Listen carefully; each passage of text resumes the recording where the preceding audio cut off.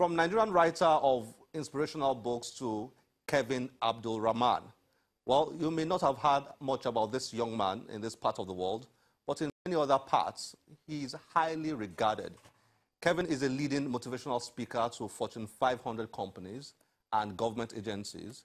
He is the author of several books, and his work has been translated into more than 30 different languages. On average, Kevin speaks around 300 times a year.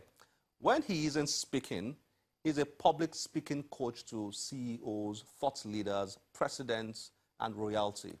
Two of his books are Get Inspired, Get Informed, and Get Going, and also 60 Minutes to Better Public Speaking.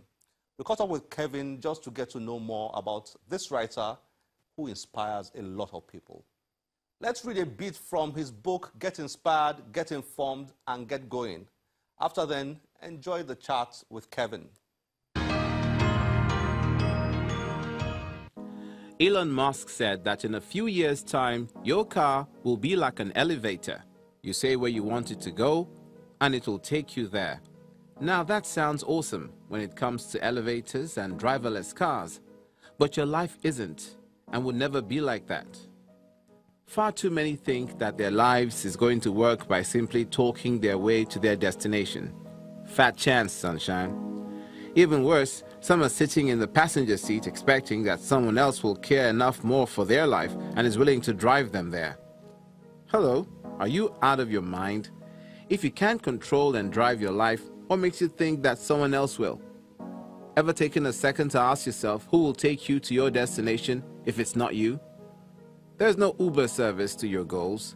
Stop being lazy, get in the driver's seat, and drive.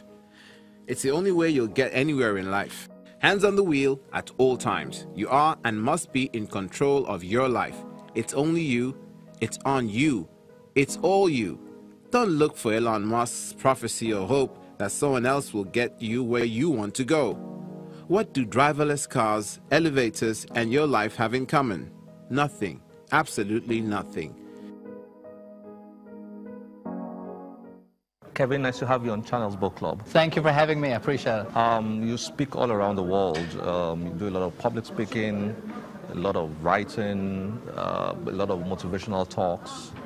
What brought you to this point? So, what's your story? Okay, so I've been doing this for close to 20 years. It started off really, I was supposed to be a medical student. I usually joke that to the disappointment of my mum, she's wanted me to be a doctor, but that didn't happen.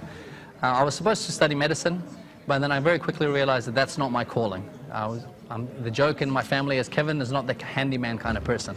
I was always good with my thoughts and the way I deliver my thoughts, so communication, business ideas, that was my strength. I decided to work on it. Wow. And over the years, it's just grown organically. Today I'm grateful. I get to, like I told you earlier, I get to travel around the world. Haven't done Africa just yet. Well, looking forward to doing it. But I speak on topics of leadership, motivation, inspiration, performance, sales, and I'm also a communication consultant. So I work with a lot of royalties and CEOs, senior executives on their public speaking skills. You've written about 14 books. Yes. Tell me about your writing. So the writing has come about from the speaking. I wouldn't call myself a writer first. I suppose I'm a writer second. I speak first. As a result of the speaking, I'm always gathering my thoughts or wanting to put my thoughts down on paper.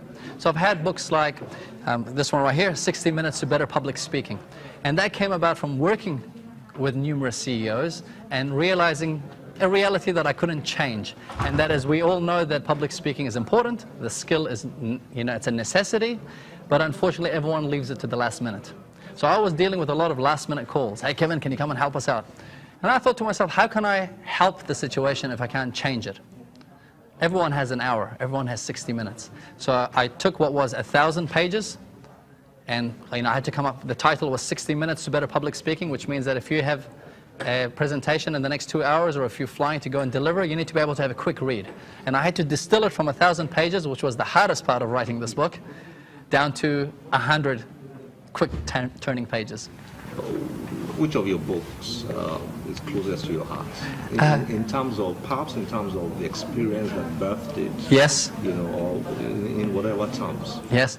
I think in my case it would be the first one, which was written as a completely naive person with no idea of how to write or be a writer, and willing just to go through that process. I think I would cringe if I was to read the first one. It was called Winning the Game of Life. But I'm happy that I did it because it was the stepping stone I needed to do from a writing perspective. And then to the second part of answering that question is that my favorite one tends to be the one I've just released. And then I forget about it and I go on to the next project of writing. I focus on it. I tend to not like to look back on my books. Our thoughts are constantly evolving. Our thoughts, hopefully, part of growth is you have to constantly evolve and change and, to the better. We live in a competitive world. You have to think differently, do differently, be different. And so if I was to look at my work, I'm constantly changing and editing it. One of the reasons I don't look back. But I feel that, I guess with every book, I'm refining my thoughts or my way of delivery. You've worked with a lot of top people globally.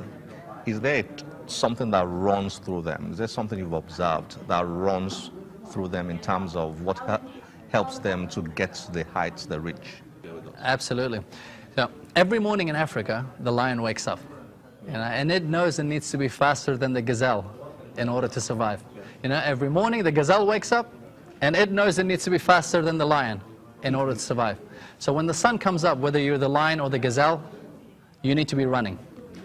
And so what every CEO, every smart CEO, or every smart organization or smart government knows is that we are living in a world that's constantly changing. Change is the only constant. We're living in a world that is competitive. In essence, that you need to be running means that every day you have to wake up and you have to earn greatness. You have to work towards keeping up with trends, with changes, listening to the people, learning, not being stubborn, not being arrogant, not saying, hey, my way is the highway. What's common amongst all these successful groups or CEOs or companies or cities is the fact that they understand this. They accept it, they embrace it, and they're willing to keep up with the time. What's your take on book fairs generally? I believe that book fairs are great because we live in a world now where, you've got the TV, the internet, so many distractions, beep, tweets, little minions that are constantly distracting us. And unfortunately, I feel that not as many men, I should say men, not men and women, adults and kids, they're not reading as much. And sometimes we could all benefit from the reminder that reading is good. There are a lot of benefits that come from reading. Or just remind them, the values of reading. You can relax when you read. You can get more creative when you read the books of others. You could learn and gain so much more experience. You don't have to live 50, 60, 70 years of life to gain the experience of many who have done so, and you can distill it by reading a book and gain so much knowledge from it. So I think anything that could help either introduce, reintroduce, or remind people of the benefits of reading is fantastic. Yeah. Kevin, thank you very much for having me. I appreciate it. I look forward to coming to Africa. Looking forward to hosting you. My man, thank you. We'll hopefully have Kevin on the show again and spend more time with him then.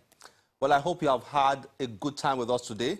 Please keep those messages coming through our social media platforms displayed on your screen. I am Olakunle Kasumo. Remember, one great book can change your life. Bye-bye.